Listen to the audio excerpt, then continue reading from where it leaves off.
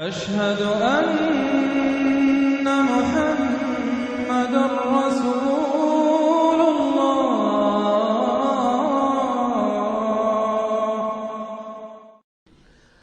سورۃ الرحمن اور سورۃ الواقعہ یہ آخری جوڑا ہے۔ میں نے عرض کیا تھا شروع میں کہ یہ 7 صورتیں جو ہیں ان میں سے سورہ قاف منفرد ہے، سورہ زاریات، سورہ طور جوڑا ہے، سورۃ النجم، سورۃ القمر جوڑا ہے، سورۃ الرحمن، سورۃ الواقعہ یہ جوڑا ہے۔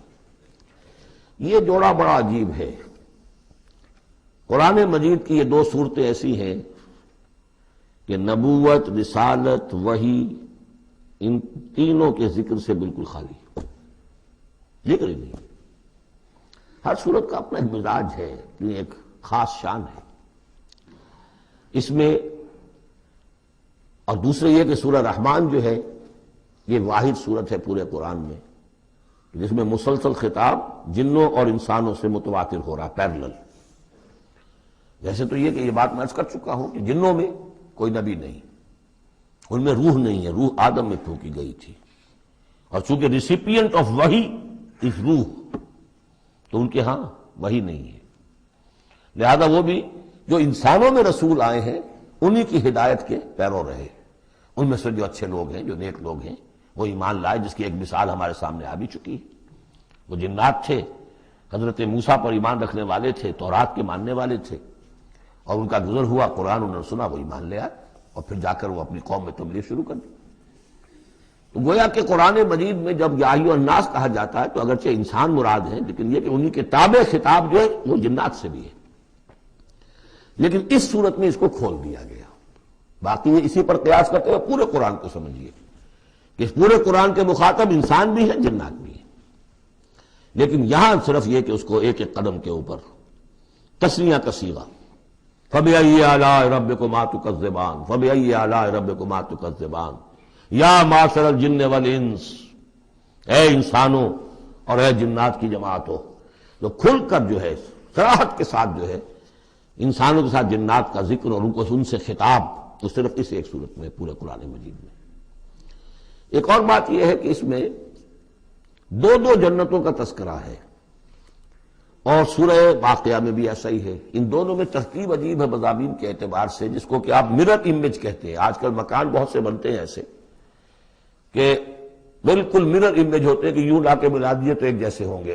ڈرائنگ روم جڑے ہوئے ہیں، پھر کوئی بیڈ روم ہے وہ ادھر ہے، پھر ادھر آخر میں پورچ ہے، وہی نقشہ ادھر ہے، وہی نقشہ ادھر ہے، تو گویا کہ ہے مرر امیج۔ تو ان دونوں صورتوں میں مضامین جو ہے مرر امیج کے ساتھ ہے۔ سورہ رحمان میں قرآن مجید کی عظمت کا بیان اور اس کا جو حق ہے جو انسانوں کو ادا کرنا چاہیے اس کو مضمر کیا، اور عظمت قرآن کا بیان کیا۔ یہ شروع ہو رہی ہے صورت اس سے۔ سورہ واقعہ میں وہ آخر میں آئے گا قرآن کی عظمت کا بیان، اور جو لوگ کہ اس کا حق ادا نہیں کرتے ان کا انجام۔ پھر اس میں اس کے بعد جو ہے پہلے ذکر ہے اہل جہنم کا، اور اس کے بعد ہے 2 طرح کی جنتوں کا، 2 درجے ہیں اہل جنت کے۔ لیکن وہاں کیا ہے؟ پہلے تذکرہ ہے دو کامیاب گروہوں کا، اور پھر آخر میں تذکرہ ہے جہنمیوں کا۔ اس اعتبار سے اس میں مضامین کی بڑی گہری مناسبت بھی ہے، اور ایک مرر امیج کی ترتیب سے یہ عکسی ترتیب ان کے مضامین میں ہے۔ سورۃ الرحمن، بسم اللہ الرحمن الرحیم۔ نوٹ کر لیجئے یہ ترجیحی جو آیت ہے اس میں 31 مرتبہ آئی ہے آیت۔ کل آیات 78 ہیں، جن میں سے 31 جو ہیں وہ تو در حقیقت فَبِأَيِّ آلَاءِ رَبِّكُمَا تُكَذِّبَانِ اس کی تکرار ہے۔ یہ اسلوب قرآن مجید میں یا تو سورہ شعراء میں آ چکا ہے، 8 بار وہ الفاظ آئے تھے، اِنَّ فِي ذَلِكَ لَآیَةً وَمَا كَانَ أَكْثَرُهُم مُؤْمِنِينَ وَإِنَّ رَبَّكَ لَهُوَ الْعَزِيزُ الرَّحِيمُ 8 مرتبہ۔ یا یہ القمر میں ہم 4 دفعہ پڑھ چکے ہیں، فَكَيْفَ كَانَ عَذَابِي وَنُذُرِ وَلَقَدْ يَسَّرْنَا الْقُرْآنَ لِلذِّكْرِ فَهَلْ مِن مُدَّكِرٍ۔ اور یہاں سورۃ الرحمن میں 31 بار آئے گا فَبِأَيِّ آلَاءِ رَبِّكُمَا تُكَذِّبَانِ۔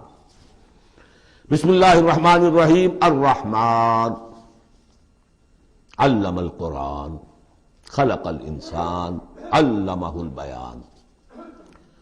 رحمان، اور یہ اللہ کا وہ نام ہے جو رحمت کے مادے سے لیکن خاص شان اس کی یہ ہے کہ جس میں ایک طوفانی کیفیت ہے اللہ کی رحمت، ٹھاٹھے مارتے ہوئے سمندر کی طرح۔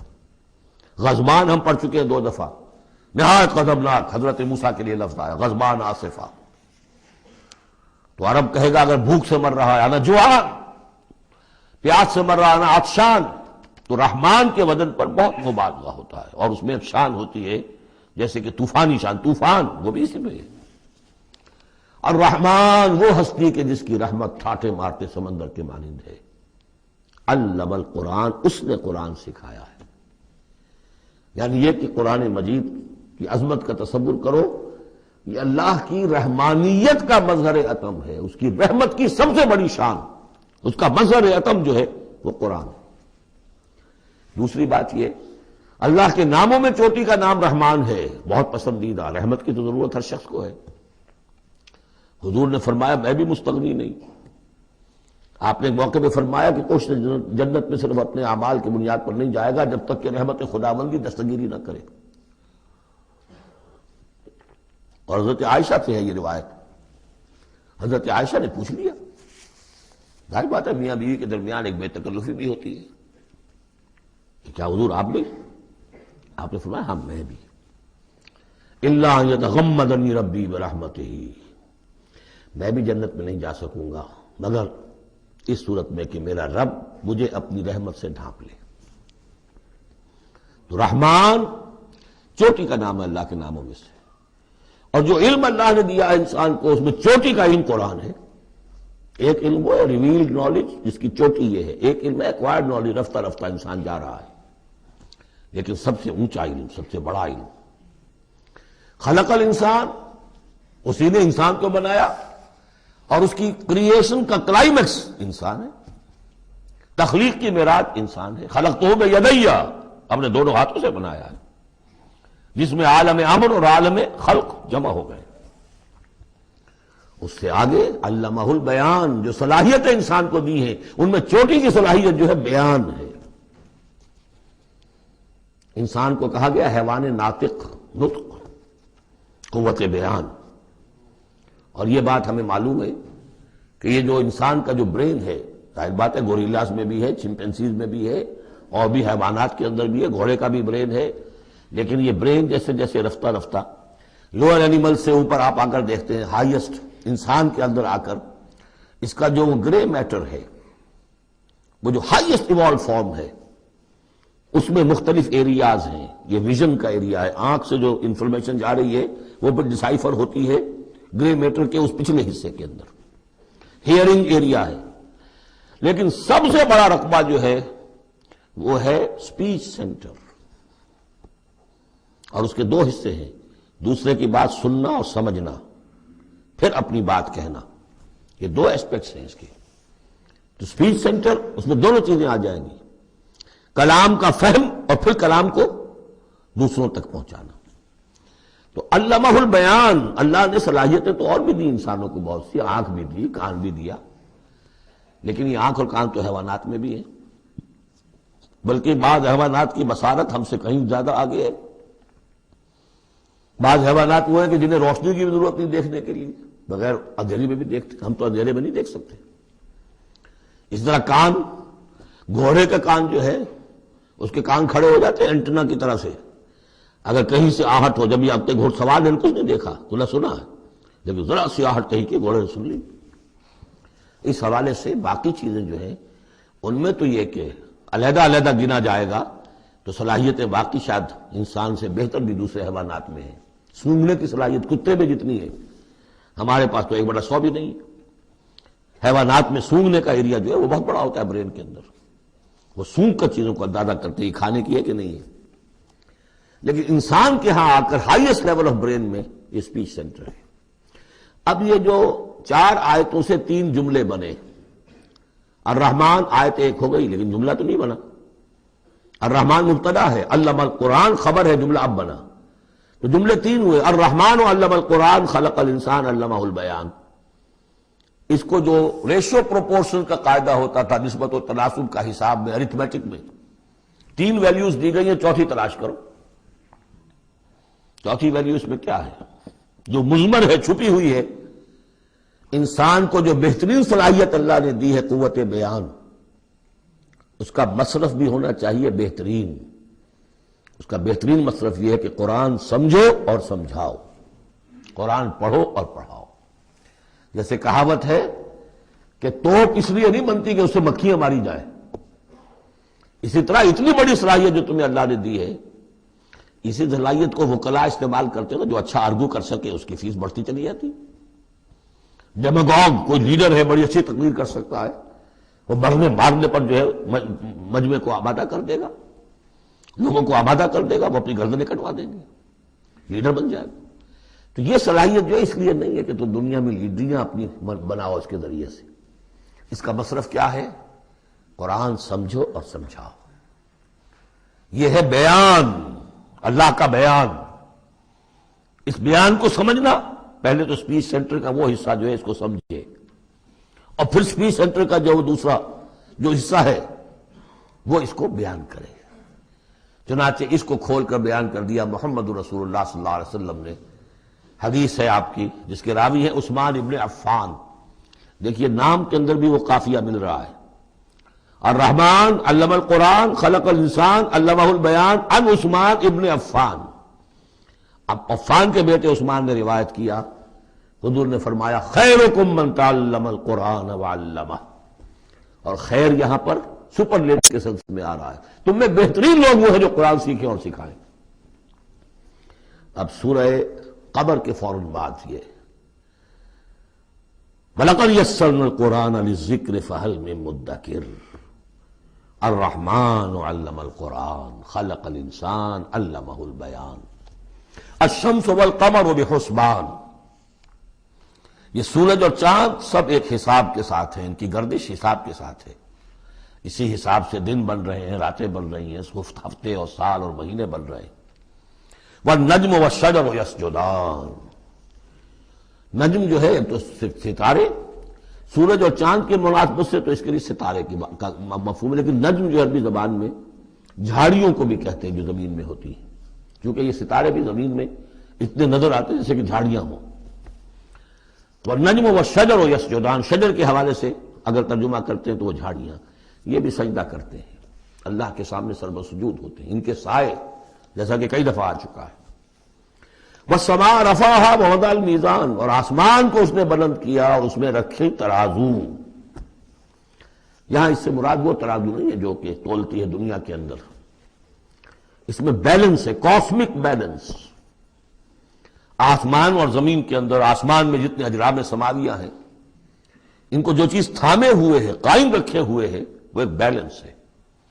جو کشش ثقل ہے، ان کی مختلف، یہ سب ایک دوسرے کو کھینچ رہے ہیں، اور ادھر ادھر سے دونوں طرف سے جو کھینچ ہے وہ ہر کرے کو اپنی جگہ پر رکھے ہوئے ہیں۔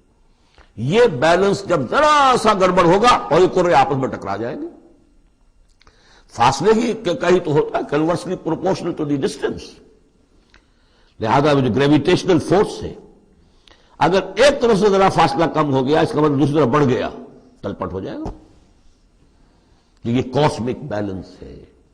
وَالسَّمَاءَ رَفَعَهَا وَوَضَعَ الْمِيزَانَ أَلَّا تَطْغَوْا فِي الْمِيزَانِ، دیکھو اس میزان میں، اس توازن میں، یہ جو بیلنس ہے یہاں کا، اس میں کوئی کمی بیشی نہ کرو، بد زیادتی کرو۔ وَأَقِيمُوا الْوَزْنَ بِالْقِسْطِ وَلَا تُخْسِرُوا الْمِيزَانَ، اور قائم رکھو وزن کو قسط کے ساتھ، عدل کے ساتھ، اور اس کے اندر کہیں کوئی کمی نہ کرو، نہ تطغوا نہ تخسروا، نہ کمی نہ زیادتی۔ کہیں فاصلہ بڑھ جائے گا تب بھی خرابی، کہیں فاصلہ کم ہو جائے گا تب بھی خرابی۔ وَالْأَرْضَ وَضَعَهَا لِلْأَنَامِ، الفاظ کی مناسبت سے بعض لوگوں نے سمجھا کہ ترازو ہی مراد ہے، تو ٹھیک ہے، اس میں کوئی حرج نہیں ہے اگر مراد لی جائے، لیکن ترتیب دیکھیے جس طرح یہ آ رہا ہے الشمس والقمر بحسبان۔ اب اس کے حوالے سے یہ گویا کہ کاسموس کی بات ہو رہی ہے، اس کاسموس کی بات کے بعد نیچے اتر کے وَالْأَرْضَ وَضَعَهَا لِلْأَنَامِ، تدریجاً نیچے آ رہے ہیں، اور زمین کو ہم نے بنا دیا، رکھ دیا لوگوں کے لیے، پست کر دیا، ان کے قدموں میں بچھا دیا اپنی مخلوقات کے لیے، اور مخلوقات میں انسان بھی ہیں، جنات بھی ہیں۔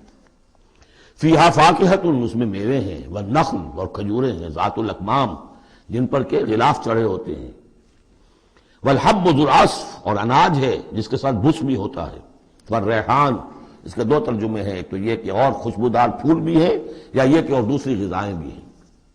فَبِأَيِّ آلَاءِ رَبِّكُمَا تُكَذِّبَانِ، عام طور پر جو ترجمہ ہے اس میں آلہ کا ترجمہ کیا گیا ہے نعمتیں، لیکن اصل میں یہاں نعمت قدرت ان دونوں کو جمع کیجیے، کہیں وہ نعمت کا تذکرہ ہے، کہیں اللہ کی قدرت کا ذکر ہے، اس کی قدرت کی نشانیاں ہیں۔ فَبِأَيِّ آلَاءِ رَبِّكُمَا تُكَذِّبَانِ، تو تم اپنے رب کی کون کون سی نعمتوں اور قدرتوں کا انکار کرو گے۔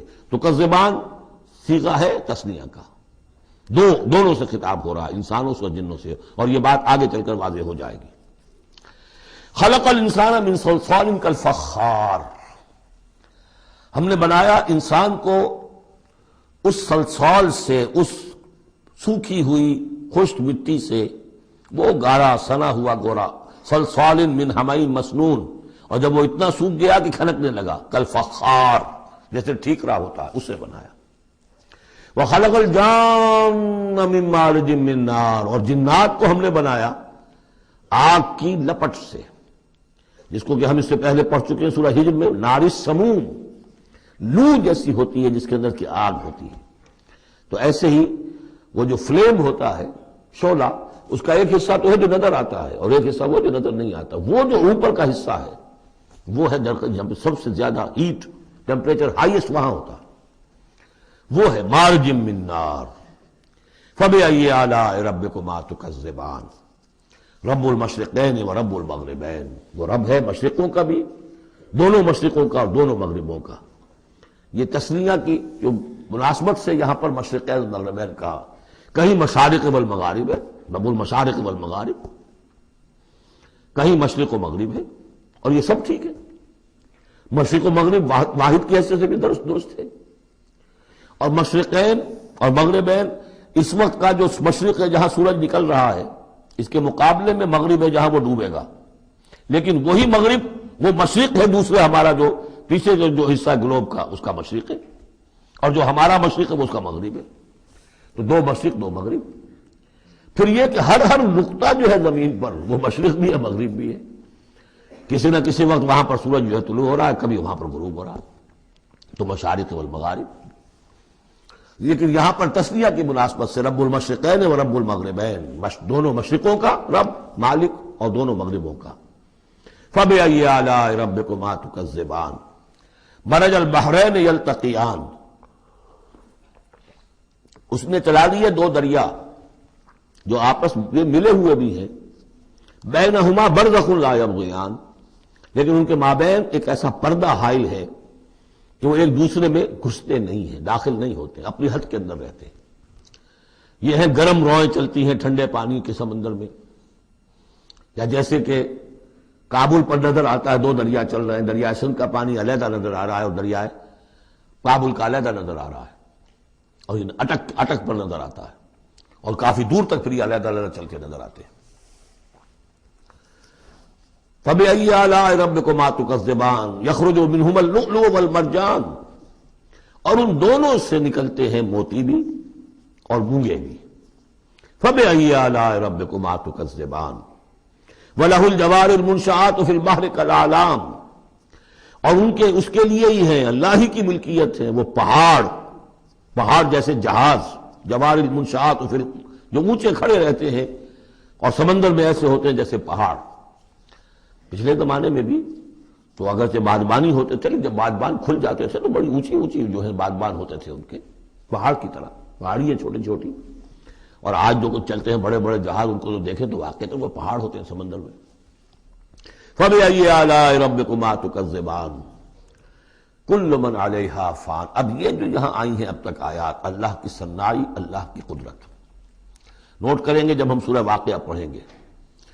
پہلے آیا ذکر قرآن، اس کی عظمت، اور اس کا جو ایک مضمر ہے چیز کہ انسان کو اس قرآن کی عظمت اور فضیلت کو سمجھ کر، اگر اللہ نے وہ جو شعر علامہ اقبال کا، اگر یک قطرہ خون داری اگر مشتے پرے داری، بیا بامن تو آ موزم طریق شاہ بازی را، اگر تمہارے جسم میں کوئی قطرہ خون ہے اور کوئی مٹھی بھر پر بھی تمہیں دے رکھے ہیں، اے چڑیا اے بیا، آؤ کہ میں تمہیں شاہ بازی کے طریقے سکھاؤں۔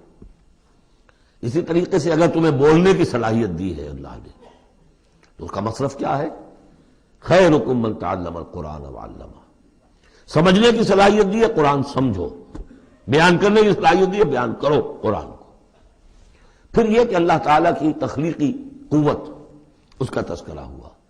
وہاں آپ دیکھیں گے یہ بالکل الٹی یہی ترتیب ہوگی. آخر میں قرآن مجید کی عظمت، اس سے پہلے اللہ کی تخلیقی عظمت، اللہ کے یہی جو اعلیٰ ہے. اس کے بعد اب پہلے جہنم والوں کا تذکرہ یہاں ہو رہا ہے، وہاں بعد میں ہوگا. فرمایا کل من علیہا فان، جو بھی ہے اس زمین پر جو بھی مخلوقات ہیں سب فنا ہونے والی ہے. وَيَبْقَى وَجْهُ رَبِّكَ ذُو الْجَلَالِ وَالْإِكْرَامِ، باقی تو رہے گا صرف تیرے رب کا منہ، تیرے رب کا چہرہ، تو بہت بزرگی والا ہے اور بہت عظمت والا ہے. اب یہ کہ اللہ کا چہرہ ہم کیا اس کو نہیں سمجھ سکتے، آیات متشابہات میں سے ہوگا. جو اس کا مفہوم سمجھیں گے وہ یہ ہے اللہ کی ذات باقی، باقی سب چیز اللہ تعالیٰ کے سوا سب فانی، پوٹینشلی سب فانی ہے. اپنے طور پر سب کسی کا وجود جو ہے اپنے بل پر قائم نہیں ہے. اللہ جب تک قائم رکھے تو در حقیقت وہ خود اپنے بل پر قائم نہیں ہے، وہ تو اللہ تعالیٰ نے ان کو قائم رکھا ہوا ہے. کل من علیہا فان، اللہ باقی من کل فان، اللہ ہی باقی ہے، باقی تمام فانی ہے. وَيَبْقَى وَجْهُ رَبِّكَ ذُو الْجَلَالِ وَالْإِكْرَامِ فَبِأَيِّ آلَاءِ رَبِّكُمَا تُكَذِّبَانِ يَسْأَلُهُ مَنْ فِي السَّمَاوَاتِ وَالْأَرْضِ، جو بھی ہے آسمان اور زمین میں وہ سب اس کے در کے سوالی ہیں، اسی سے مانگ رہے ہیں. وجود بھی ملا ہے اسی سے، حیات کسی کے پاس ہے دی ہوئی ہے اسی کی، کوئی صلاحیت ہے تو دی ہوئی ہے اسی کی، کوئی ذہانت ہے تو دی ہوئی ہے اسی کی، روز کا رزق جو آ رہا ہے اسی کا عطا کرنا. ہر ایک سائل ہے، جو سورہ محمد میں ہم نے پڑھا کہ تم سب فقراء ہو واللہ هو الغنی وانتم الفقراء، تم سب کے سب محتاج ہو، تمہارا وجود مستعار، تمہاری حیات مستعار. تمہیں علم جو دیا اس نے دیا جتنا دیا. فلا یحیطون بشیء من علمہ الا بما شاء، تو تمہاری کیفیت ہے. یسألہ من فی السماوات والارض، اسی سے مانگتا ہے جو بھی ہے آسمانوں میں اور زمین میں. کل یوم ہوا فی شان، وہ ہر دن ایک شغل میں ہے، اس کی ایک مصروفیت ہے. یہاں میرے نزدیک اشارہ ہے اسی بات کی طرف، یدبر الامر من السماء الى الارض ثم يعرج الیہ فی یوم کان مقدارہ الف سنۃ مما تعدون. تدبیر امر ہے، ایک دن کی تدبیر وہ کرتا ہے. کیا کچھ اگرچہ وہ ایک دن اس کا 1000 سال کا ہے، اس میں کیا کیا ہونا ہے، کس طرح سے ہونا ہے.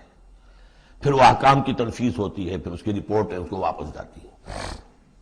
تو کل یوم ہوا فی شان، وہ کوئی ایک یوں سمجھیے کہ کوئی اسٹیٹک کوئی حقیقت نہیں ہے، خود اس کی مصروفیات. کل یوم ہوا فی شان، نئی شان کے ساتھ اس کا ظہور ہوتا ہے. کل یوم ہوا فی شان فبأی آلاء ربکما تکذبان سنفرغ لکم ایھا الثقلان. اب یہاں پر کھل کر بات کی کہ یہ تکذبان کیوں کہا جا رہا ہے. ہم جلد ہی فارغ ہو جائیں گے تمہارے لیے، اے دو بھاری قافلوں، اے انسانوں کا قافلہ اور اے جنات کے قافلے. ابھی جو ہے اس کائنات کو ہم نے چلایا ہوا ہے، ابھی مہلتیں ہم نے دے رکھی ہیں، وقت مقرر کیا ہوا ہے، اجل مسمى ہے اس کائنات کی بھی اور ہر قوم کی بھی. لکل امت اجل، ہر امت کے لیے بھی ایک اجل ہے، ہر ایک فرد کی اجل ہے، وہ سب ہے. لیکن القریب ہم فارغ ہو جائیں گے تمہارے لیے، تمہیں اپنے پاس بلا دیں گے، تم سے حساب کتاب لیں گے، تم سے پوچھ گچھ ہوگی. فبأی آلاء ربکما تکذبان، تو اے جنات اور اے انسانوں کی جماعتوں، تم اپنے رب کی کن کن نعمتوں کا اور کن کن صنائیوں کا، کن کن قدرتوں کا انکار کرو گے. یا معشر الجن والانس ان استطعتم ان تنفذوا من اقطار السماوات والارض فانفذوا لا تنفذون الا بسلطان فبأي آلاء ربكما تكذبان يرسل عليكما شواظ من نار ونحاس فلا تنتصران فَبِأَيِّ آلَاءِ رَبِّكُمَا تُكَذِّبَانِ صدق اللہ العظیم۔ چونکہ اس سے پہلے آیت آ چکی ہے سَنَفْرُغُ لَكُمْ أَيُّهَا الثَّقَلَانِ، ہماری اوقات میں سے ایک قافلہ انسانیت اور ایک قافلہ جو جنوں پر مشتمل ہے۔ اب یہاں اس آیت میں آیت نمبر 33 میں براہ راست ان سے خطاب ہے، اے گروہ جن اور اے گروہ انس، یا معاشر الجن والانس ان استطعتم، اگر تمہارے اندر استطاعت ہے، طاقت رکھتے ہو، ان تنفذوا من اقطار السماوات والارض، کہ تم نکل بھاگو آسمانوں اور زمین کے دائروں سے، کناروں سے، تنفذوا تو نکل جاؤ، لا تنفذون الا بسلطان، نہیں نکل سکو گے مگر اللہ تعالیٰ کی سند کے ساتھ۔ یہ آیت مبارکہ مشکلات القرآن میں سے ہے، پوری طرح ہم شاید ابھی نہ سمجھ پائیں جب تک کہ اور ہمارا علم جو ہے کائنات کے بارے میں، کاسموس کے بارے میں اور علم بڑھ نہیں جاتا۔ لیکن یہ کہ عام طور پر یہ سمجھا گیا ہے کہ یہ انسان اور جن جو ہیں ایک حد تک ان کی رسائی ہے اس کائنات کے اندر، اس سے آگے نہیں۔ جیسے کہ آ چکا ہے، میں پہلے بھی بیان کیا ہے کہ جنات کے لیے غالباً یہ ہمارا جو سولر سسٹم ہے، یہ پورا جو ہے یہ ان کی جولان گاہ ہے، اس میں یہ جائیں جدھر جائیں چلے جائیں، اس سے آگے نہیں۔ انسانوں کا معاملہ یہ ہے کہ وہ اس کے اندر بھی جو بھی فاصلہ طے کرتے ہیں، وہ ظاہر بات ہے کہ وہ اس کے لیے مشینیں ایجاد کر کے جہاں تک جا رہے ہیں، لیکن اس پورے سولر سسٹم تک بھی ان کی رسائی ممکن نہیں ہوگی۔ لیکن یہ کہ ایک گمان میرا ہے جو میں آپ کے سامنے پیش کر رہا ہوں کہ قرآن مجید جب آسمانوں اور زمین کی بات کرتا ہے تو وہ مراد ہوتی ہے کل کائنات، کل یونیورس، اور کل یونیورس کے کناروں سے نکل بھاگنا، اس کے کیا معنی ہے؟ اس کے معنی یہ ہے معدوم ہو جانا، یعنی یہ کہ جہنم میں پڑنے والے چاہیں گے کہ ہم معدوم ہو جائیں۔ کاش کہ جیسا کہ ہم نے پڑھا تھا سورہ نساء میں، فَكَيْفَ إِذَا جِئْنَا مِن كُلِّ أُمَّةٍ بِشَهِيدٍ وَجِئْنَا بِكَ عَلَىٰ هَٰؤُلَاءِ شَهِيدًا۔ اس روز انسان چاہیں گے کہ اس طرح زمین شق ہو جائے، وہ اس میں دھس جائے اور زمین اوپر سے برابر کر دی جائے۔ یہ تو ہوگا یوم الحساب کو۔ لیکن سوال یہ ہے کہ من اقطار السماوات والارض، تمام آسمانوں اور زمین کے کناروں سے نکل بھاگنا، معدوم ہونا، یہ بھی بس میں نہیں ہے۔ اللہ کے اذن سے ہی ہم بنے ہیں، ہمیں وجود عطا ہوا ہے، اور اللہ ہی کا اختیار ہے جو ہمیں معدوم کر سکتا ہے۔ ہم لاکھ چاہیں کہ معدوم ہو جائیں، معدوم نہیں ہو سکتے، یہ بھی ہمارے اختیار سے باہر ہے۔ اذن رب ہی ہو تو ہم معدوم ہوں، بغیر اذن رب۔ یہاں پر ویسے جو اللہ بسلطان، اللہ کا حکم، اللہ کی مرضی، اللہ کی سند، اس طرح کی کوئی بات ہے، اگرچہ عام طور پر بات وہ سمجھی گئی ہے جو پہلے میں نے بتایا، میرا گمان یہ ہے، واللہ عالم۔ بہرحال مشکلات القرآن میں سے ہے۔ فَبِأَيِّ آلَاءِ رَبِّكُمَا تُكَذِّبَانِ، تو تم اپنے رب کی کن کن نعمتوں اور کن کن صناعیوں اور کاریگریوں اور کن کی قدرتوں کا انکار کرو گے۔ یرسل علیکما شواظ من نار، تم پر پھینکے جائیں گے شعلے بھڑکتے ہوئے آگ کے، ونحاس، اور دھواں ملا ہوا، وہ آگ جس میں کہ دھواں ملا ہوا ہو، فلا تنتصران، پھر تم بدلہ نہیں لے سکو گے۔ فبأي آلاء ربكما تكذبان، فإذا انشقت السماء، جب آسمان پھٹ جائے گا، فكانت وردة كالدهان، تو ایسے ہو جائے گا گلابی رنگ کا جیسے کہ تیل کی تلچھٹ ہوتی ہے۔ جب تیل کو صاف کیا جاتا ہے تو اس کے نیچے جو تلچھٹ رہ جاتی گلابی رنگ کی۔ فبأي آلاء ربكما تكذبان، فَيَوْمَئِذٍ لَا يُسْأَلُ عَنْ ذَنبِهِ إِنسٌ وَلَا جَانٌ، تو اس روز کوئی پوچھنے کی ضرورت نہیں ہوگی ان کے گناہوں کے بارے میں، نہ انسانوں سے نہ جنوں سے۔ اللہ تعالیٰ پوچھے گا، حساب کتاب بھی ہوگا، لیکن یہ کہ اپنی جگہ پر ہر ایک کے چہرے پر لکھا ہوگا اس کا انجام۔ بل الانسان علی نفسہ بصیرہ، چنانچہ کئی جگہ قرآن مجید میں نقشہ کھینچا گیا ہے، میدان قیامت میں جب لوگ کھڑے ہوں گے، کچھ لوگوں کے چہرے تر و تازہ ہوں گے، کچھ لوگوں کے اوپر مردنی چھائی ہوئی ہوگی، جس کی مثال بہترین ہوتی ہے ہائی سکولز کے اندر۔ ہر سال جب ڈکلیئر کرتے ہیں امتحان، سالانہ امتحان کا نتیجہ، تو جب کھڑے ہوتے ہیں طالب علم سننے کے لیے، تو بعض لوگوں کے چہروں کے اوپر لکھا ہوتا ہے کہ یہ فیل ہونے، اس لیے کہ انہیں معلوم ہے لکھ کر کے آئے تھے ہم، اور بعض کے چہرے تر و تازہ ہوتے ہیں، انہیں اگر فکر ہوتی ہے تو اس کی کہ میں فرسٹ آتا ہوں یا نہیں آتا، بس اس کی تشویش ہو سکتی ہے۔ لیکن یہ کہ انہیں کوئی اندیشہ یہ نہیں ہوتا کہ وہ فیل ہو جائیں گے۔ تو فَيَوْمَئِذٍ لَا يُسْأَلُ عَنْ ذَنبِهِ انس ولا جان، اس دن پوچھا جانا ضروری نہیں ہوگا کسی سے بھی، نہ جن سے نہ ان سے، ان کے گناہ کے بارے میں۔ فَبِأَيِّ آلَاءِ رَبِّكُمَا تُكَذِّبَانِ يُعْرَفُ الْمُجْرِمُونَ بِسِيمَاهُمْ، پہچان لیے جائیں گے مجرم اپنے چہروں سے، چہرے ان کے اترے ہوئے ہوں گے، انہیں تو معلوم ہوگا۔ یعرف المجرمون بسیماہم فیؤخذ بالنواصی والاقدام، پھر ان کو پکڑا جائے گا ان کی پیشانی کے بالوں سے اور پاؤں سے، یعنی ہر ایک کو کوئی فرشتہ جو ہے وہ ادھر سے اس کی پیشانی کے بال پکڑے گا اور ادھر سے اس کی ٹانگیں پکڑ کر ٹاس کرے گا اسے۔ فَبِأَيِّ آلَاءِ رَبِّكُمَا تُكَذِّبَانِ هَٰذِهِ جَهَنَّمُ الَّتِي يُكَذِّبُ بِهَا الْمُجْرِمُونَ، جب پھینکا جائے گا اسے جہنم، یہ ہے وہ جہنم کہ جس کو جھٹلاتے رہے تھے وہ لوگ کہ جو جھٹلانے والے تھے۔ هَٰذِهِ جَهَنَّمُ الَّتِي يُكَذِّبُ بِهَا الْمُجْرِمُونَ، جسے مجرم گناہگار جھٹلاتے رہے۔ يَطُوفُونَ بَيْنَهَا وَبَيْنَ حَمِيمٍ آن، اب وہ چکر لگاتے رہیں گے، اس آگ سے نکلیں گے، پانی پینا چاہیں گے تو وہ پانی کھولتا ہوگا، حمیم آن، کھولتے پانی کے اور اس آگ کے درمیان۔ فَبِأَيِّ آلَاءِ رَبِّكُمَا تُكَذِّبَانِ، اب یہ تو اہل جہنم کا انجام ہے جو یہاں بیان ہو گیا۔ یہاں جنتیوں کے انجام سے پہلے ان کا بیان ہے، سورہ واقعہ میں پہلے جنتیوں کا بیان آئے گا اور پھر اہل جہنم کا بیان آئے گا، ترتیب عکسی۔ وَلِمَنْ خَافَ مَقَامَ رَبِّهِ جَنَّتَانِ، اور جو بھی اپنے رب کے حضور میں کھڑے ہونے سے ڈرتا رہا، لرزا و ترسا رہا، اس کے لیے دو جنتیں ہیں۔ یہ دو جنتیں کیوں کہی گئی؟ اس کے لیے جو توجیہ میری سمجھ میں آئی ہے اس میں مجھے خاصا اطمینان ہے، انشراح ہے کہ جنتیں جو جنوں کے لیے ہوں گی وہ علیحدہ جنت ہے، انسانوں کے لیے علیحدہ ہے۔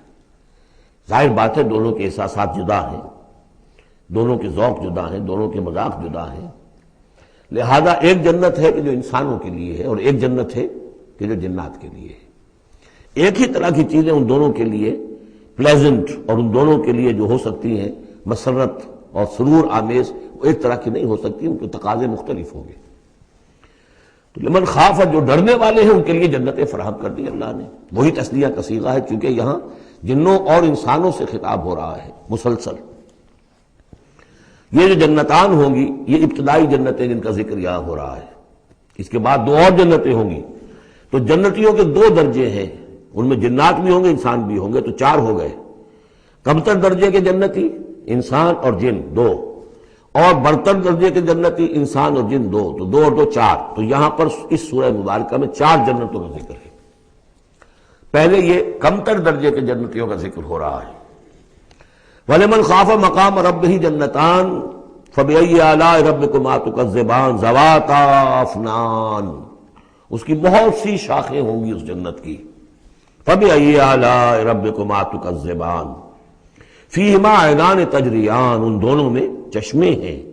اب عینان، ایک ایک جنت میں ایک ایک چشمہ ہے جو بہہ رہا ہے۔ فَبِأَيِّ آلَاءِ رَبِّكُمَا تُكَذِّبَانِ، اپنے رب کی کون کون سی نعمتوں کو جھٹلاؤ گے۔ فِيهِمَا مِن كُلِّ فَاكِهَةٍ زَوْجَانِ، اور ان دونوں میں ہر طرح کے جو میوے ہیں ان کی دو دو قسمیں ہیں، جوڑے ہیں۔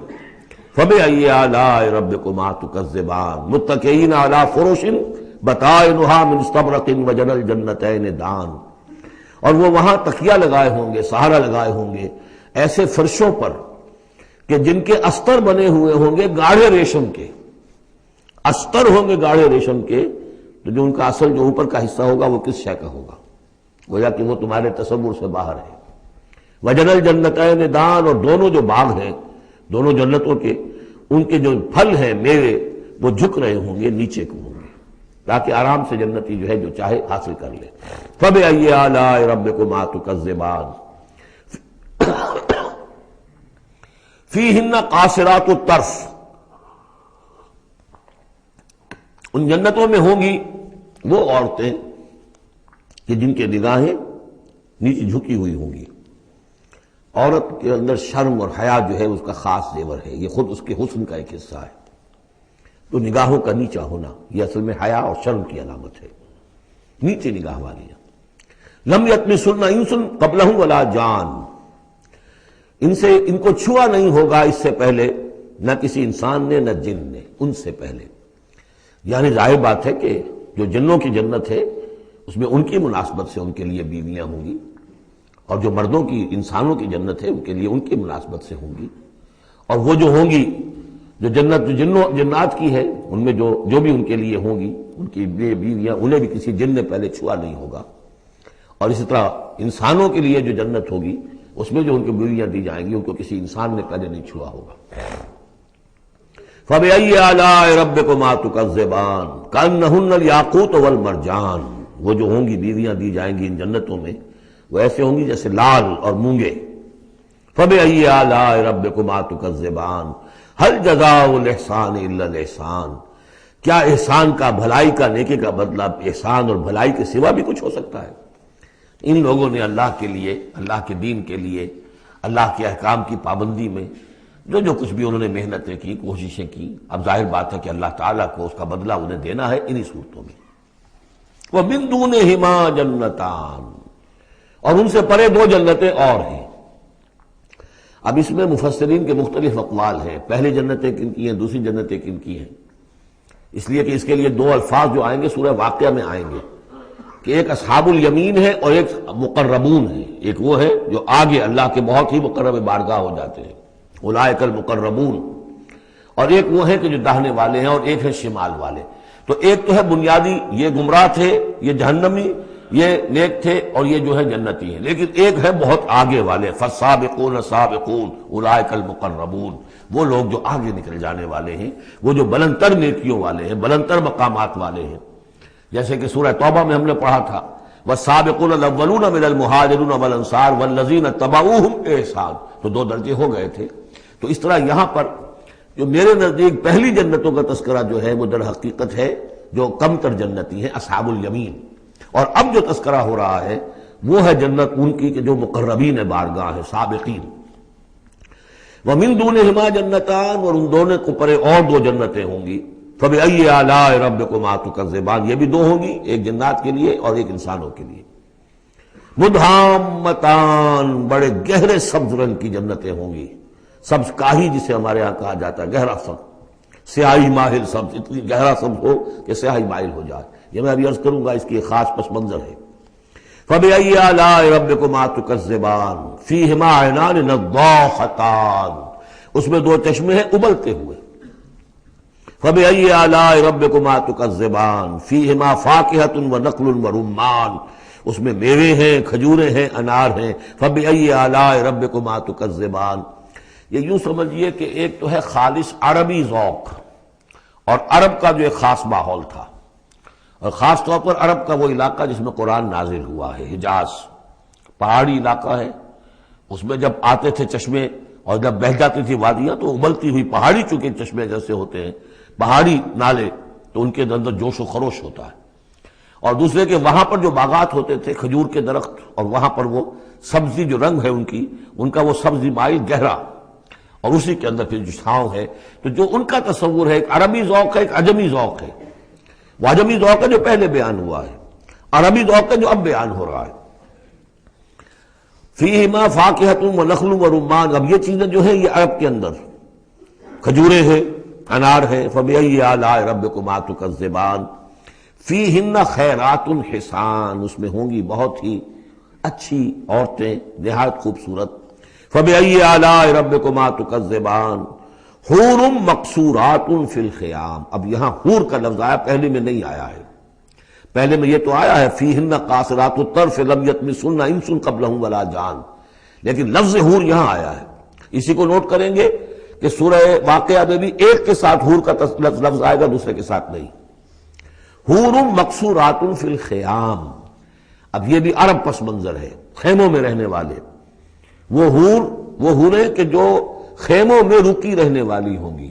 ظاہر بات ہے کہ وہاں پر تو عام طور پر شہر بہت کم تھے، پورے عرب کے اندر، حجاز کے اندر بہت کم، جو عام طور پر جو آبادیاں تھیں وہ خیموں میں رکی رہنے والیاں۔ وقرن فی بیوتکن ولا تبرجن تبرج الجاہلیۃ الاولی، وہ شمع محفل نہیں بنتی بلکہ وہ چراغ خانہ بنتی ہیں۔ حور مقصورات فی الخیام فبأی آلاء ربکما تکذبان لم یطمثن انس قبلہم ولا جان، نہیں انہیں چھوا ہوگا ان سے پہلے نہ کسی انسان نے اور نہ کسی جن نے۔ یہ ان دونوں کے میرے نزدیک علیحدہ علیحدہ، جنات کی جو جنت ہے ان میں جو ان کے لیے عورتیں اور بیویاں فراہم کی جائیں گی انہیں کسی جن نے نہیں چھوا ہوگا ان سے پہلے، اور جو انسانوں کے لیے جنت ہوگی وہاں جو انہیں بیویاں دی جائیں گی اور حوریں دی جائیں گی انہیں کسی انسان نے نہیں چھوا ہوگا۔ فَبِأَيِّ آلَاءِ رَبِّكُمَا تُكَذِّبَانِ مُتَّكِئِينَ عَلَىٰ رَفْرَفٍ خُضْرٍ وَعَبْقَرِيٍّ حِسَانٍ، وہ تکیہ لگائے بیٹھے ہوئے ہوں گے سبز مسندوں پر اور بڑے قیمتی نفیس بچھونوں پر۔ فَبِأَيِّ آلَاءِ رَبِّكُمَا تُكَذِّبَانِ تَبَارَكَ اسْمُ رَبِّكَ ذِي الْجَلَالِ وَالْإِكْرَامِ، بہت بابرکت ہے نام تیرے رب کا جو بہت ذی الجلال بڑائی والا ہے اور اکرام عظمت والا ہے۔ اب اس میں آپ نے دیکھا نبی، رسول، کتاب، کسی کا کوئی تذکرہ نہیں، اللہ اور آخرت، جنت اور دوزخ، باقی اللہ کی کریٹو جو اس کی ایکٹیویٹی ہے، آیات آفاقیہ، آیات انفسیہ، تذکیر بآلاء اللہ، ان کا ذکر ہے۔ تو منفرد ہیں یہ صورتیں دونوں اس اعتبار سے، اور جوڑا ہونے کی وہ نسبت آپ کو بڑی نمایاں نظر آئے گی اس میں۔ وہ مضامین جو یہاں آئے ہیں ایک ترتیب سے، یہاں اس کی عکسی ترتیب سے۔